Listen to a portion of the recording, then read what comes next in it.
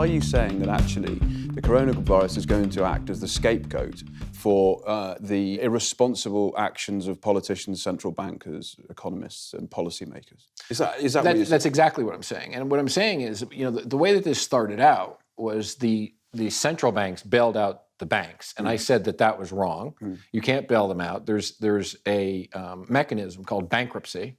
If you're too big to bail, too big to fail, too big to exist, you have no right to exist. Like Deutsche Bank, the walking zombie bank that had $70 trillion in derivative products on their book, right? That is still a problem. So, us being out of the EU, Britain being out of the EU, that's the luckiest thing that could have ever happened with the timing of it. Because, look, Germany's not going to pick up the tab for the profligate Southern Europeans. Italy's got $4 trillion in debt they can and never will repay.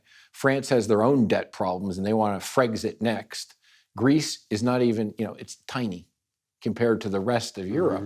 So all of this debt now is coming to the fray. And the trigger, as you just rightly said, is the coronavirus, and the central banks are going to scapegoat that and say, oh, it had nothing to do with the reckless lending that we've done that created a negative interest rate environment and forcing investors to make stupid, chase yields and trillions in malinvestment. So not only a zombie economy, but also you've got the pieces coming out of a supply chain. So the coronavirus will be used as a scapegoat so people don't look in the mirror and say, actually, we've got policy mistakes wrong. This doesn't look good, does it, on a global scale?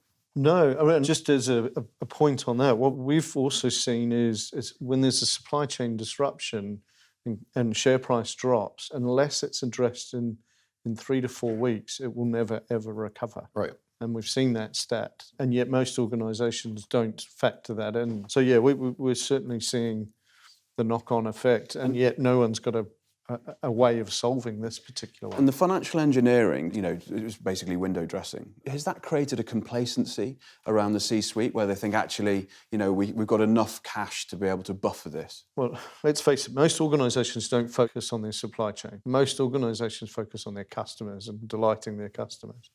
So there's been a complacency from that.